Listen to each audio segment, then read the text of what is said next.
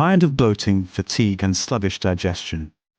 Meet your gut's new best friend, NutriHealth 365's microbiome supplement. Restore balance, boost immunity, and feel amazing from the inside out. Smart delay release capsules. Real results. Ep Health just got personal. Good morning, everybody. We're going to talk about the London protests that happened over the weekend just gone. We're going to look at what more has come out about the Charlie Kirk assassination and see if it stands up to any investigation. And today marks a landmark day in the UK's attempt to deal with the migrant crisis. Or does it? That plus more on Trending.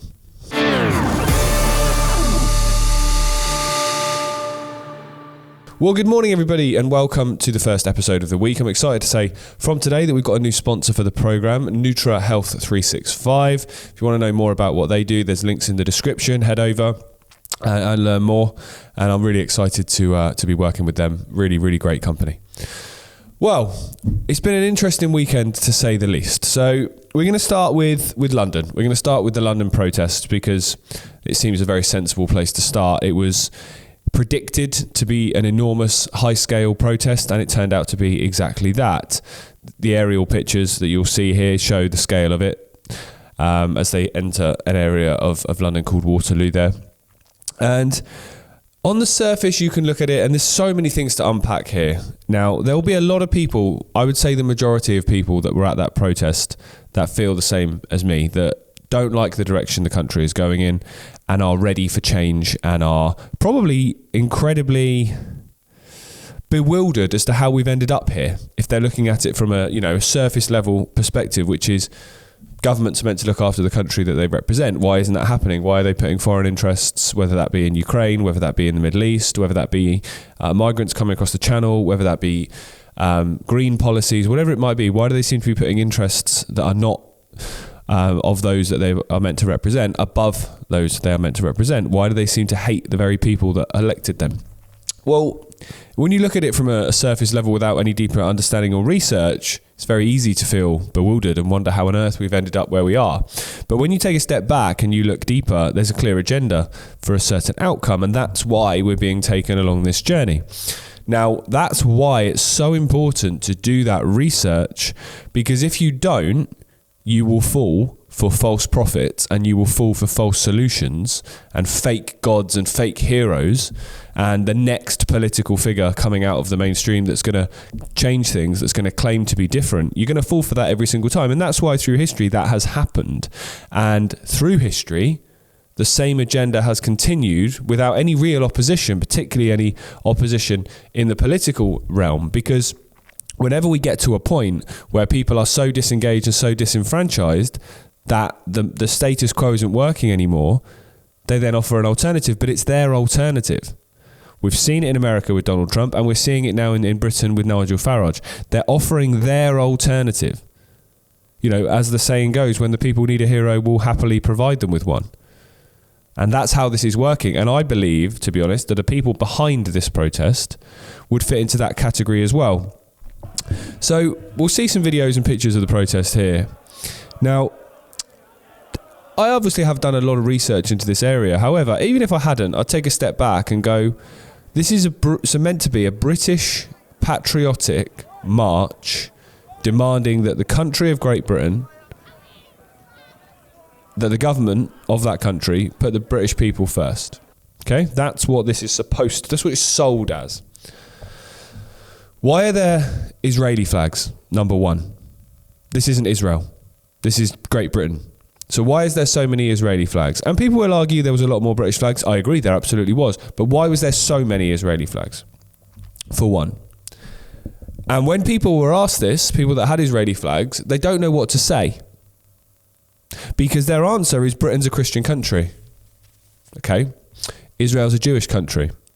So explain that to me. That's not an answer. That doesn't make any sense. So you're also talking about the same event where on stage a group of New Zealand hackers, again, British Patriotic March, why are they there? I don't understand. Ripped up a Palestinian flag on stage to large cheers from the crowd. So you're ripping up a flag Let's just take it on a simple level to start with. You're ripping up a flag of a foreign country because you think they are prioritised over British people. Yet you're flying the flag of a different foreign country. Explain that logic, because I don't get it. Just take a step back. It doesn't make any sense. It makes sense when you do the research. Who funds Tommy Robinson? Where does his money come from that he always seems to have to do these things? Where does that come from? Who funds him? What organisations are very close to him? Like Rebel News. Who funds Rebel News? Who funds Ezra Levant? Who funds Avi? Where does their money and funding come from? When you do that research and you go down in that rabbit hole, you'll then start to understand why there's Israeli flags, why there is an Israeli influence on this movement. And you could say you can argue the same principle in America. Why do organisations, or did organisations like Turning Point USA have such a Zionist influence? Because where was their money coming from? Why does Trump have a Zionist cabinet? Because where is his funding coming from? In the Congress in America, AIPAC, which is a foreign organisation, AIPAC, which is the American-Israeli organisation, which is basically a lobby group for people on behalf of Israel, every congressman has an AIPAC advisor. Imagine that. You have a foreign nation advising every single minister, every single elected person in a country that they should do this, and it will all be for the benefit of that foreign country, not necessarily for the benefit of the country that person is elected to represent. The absolute hypocrisy of that, when you're at a march which is supposed to be demanding that the British people get their country back in the sense of they are prioritised, not other things and other people. That's what the claim this march was all about, and about freedom of speech and the right to say what you want to say. Yet in America now they've just passed laws that if you criticise Israel, you can have your passport, even if you're an American citizen, you can have your passport removed. One of the key things Charlie Kirk said just before he died was you can criticise your own government in America more than you can criticise a foreign nation in the eyes of the law. That's absolutely insane. And it's the same here. You're called anti-Semitic if you dare ask a question about Israeli involvement in a number of things. And I'll just reiterate, I'm not talking about necessarily the entire population, am I? Obviously not. I'm talking about the regime that is running that country. You can hate a regime. You can despise a regime and what they are doing, and have nothing wrong, no concerns and no beef, for want of a better term, with the country itself. I cannot stand Keir Starmer and his Labour government. I don't hate England. I don't hate the people of England, the people of Great Britain. I can't stand Trump and his regime. I don't hate the people of America. In the same way, I can despise the government and the regime in Israel and the military and what they're doing and Mossad and what they're doing, without despising the population of Israel. They try and connect the two because they can't defend themselves when you isolate that. When you isolate the military intelligence and the regime from the people, like we do in every other country, they can't defend themselves. They have to shield themselves by putting them under the umbrella of, well, if you hate us, you must hate all Jews. And is there people out there that hate all Jews? Yes, there is. Am I one of them? Absolutely not. Are most people that call out Israel and their actions to them? No, absolutely not. So what I was saying a few minutes ago about if you don't do the research, you'll fall for false gods, you'll fall for false prophets.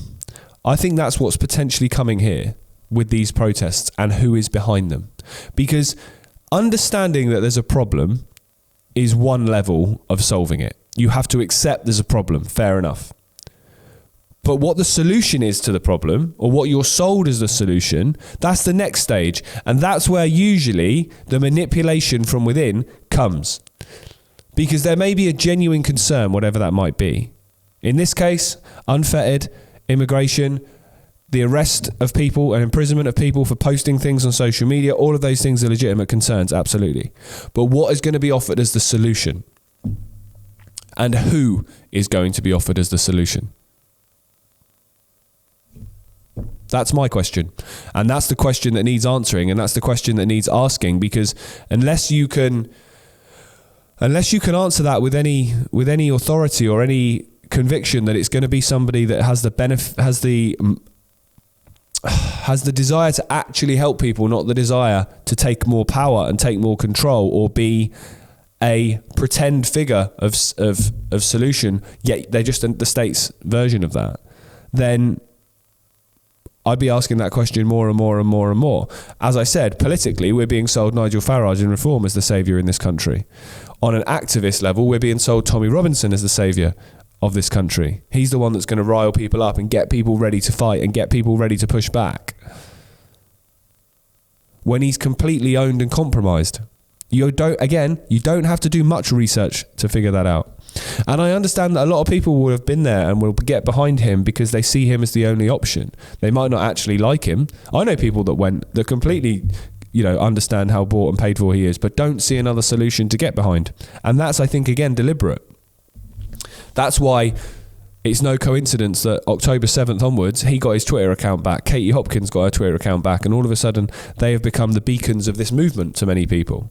They're both stood together at the front of this march. And what do both of them have in common? Who are they rabidly pro? Who will they never criticise? Who will they tell their followers to hate? We need to grow up. We need to grow up and take a step back and look at everything objectively. It's very, very easy to fall for the pitfalls that this cult put in front of us if we are not objective. I've been absolutely staggered in the last week by how many people who claim to be awake and claim to think critically believe everything the system suddenly says if it fits their narrative. That's got to go. That can't happen anymore. Every single event, every single person, every single story needs to be looked at with an objective eye, in isolation of itself, to see if it stands up to scrutiny. And if it does, fine. You'll find very quickly most don't. And when it comes to this clear attempt to divide based on culture, based on race, based on religion, unless you know that's the plan and take a step back, that's what's going to happen. And that is what's happening. I tweeted something yesterday which I will stand by, which is the day that you celebrate the death of somebody. So you agree murder is wrong. Murder's wrong, right? Or if you think it's okay when you do it, or it's okay when it happens to somebody you don't like, that's when society is dead. That's when society is dead. And we've seen a lot of evidence that we're very close to that in recent times. Kids being bombed in Gaza, don't care. Pro-Israel, mate. That's been the reaction of a lot of people, and a lot of people behind this protest. In the same way, on the other end of the spectrum, you've got prats like Bob Villan on stage in Amsterdam chanting and glorifying the death of Charlie Kirk because he didn't agree with him. It's mental, absolutely insane. These things have been used to divide us forever, when we have a lot more in common than we have that separates us. And what's important is all forms of hate and all forms of prejudice are learned. They are not innate. And I can speak to that. So yesterday, I got up early in the morning with my son, Travis, and we watched Terence Crawford against Saul Canelo Alvarez, the boxing big world title fight, right? And to easily differentiate, because Travis is 5, so I wasn't going to tell him, I wasn't going to explain too much to him about what was going on, but I thought the easiest way to differentiate between the two, Terence Crawford's black, Saul Alvarez is white. So I went, I'm supporting the black guy, Crawford. I think he's going to win, mate. And then come the end of the fight, I thought I'm gonna talk to him about race, just to see as a kid if he notices anything. And I said, what's the difference you notice between the black guy and the white guy? And he said, they've got different coloured shorts. That's all he said. Kids don't see race. Kids don't see colour. Kids don't see that. They just play with each other. They just see another person. Any form of prejudice and hatred is innate, is learned. It's not innate. And that's applied in every single country. If you're born into a country or a culture where you are told that the rest of the world hates you and that you must stick together, if you're born into a culture where you're told that your way of living is the right way and anyone that doesn't live like you is a blasphemer or is a non-sayer, all of those things, or the goyim, whatever badge you want to put on it, if you're born into a culture where you're told that if you're not white, you're less than. If you're born into a culture when you're told if you're not black, then you're less than. If you're not rich, then you're less than. Or any of those things. That's how hate is born. That's how it evolves in young people, and that's how it evolves then into adults that take that out into the world. Any parent that pushes their own agenda of prejudice onto their child so they then take up the baton and do the same thing as they grow into an adult, that's a form of child abuse for me. That's psychological abuse, and that's the lowest of the low of scum, in my opinion, if you're doing that. We all bleed the same at the end of the day. I'm not sat here preaching that there isn't issues in this country. There isn't issues in lots of countries with racial tensions, with cultural differences. Of course there is. Absolutely, of course there is. But as I've said many times, all of it comes down to basic respect for each other's way of living. Now, I do agree there is fundamental parts of pretty much every single belief system and every single religion, whether it be Christianity, whether it be Judaism, whether it be Islam, that don't want that don't accept that other people have the right to live their life how they choose to live it. They want to impose their way of living. I understand that. There is that everywhere.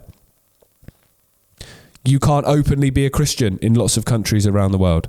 You couldn't openly be Jewish in countries around the world. You couldn't openly be Muslim in certain countries around the world. There is that issue of people imposing. There is. And again, that comes back to what I just said about respect. If you're doing that, that's a clear lack of respect. For me, it's very simple. You live your life how you choose to live it. Just don't impose that on somebody else. And to come back to the protest, because we've gone on a little bit of a diversion now, I do apologise. We live in a country that historically has been one of the most tolerant and accepting and open-minded when it comes to anything and everything. In this country, you want to be gay, you want to be straight, you want to be black, you want to be white, you want to be Muslim, Christian, Jewish, you want to dye your hair pink, whatever. Most people don't care.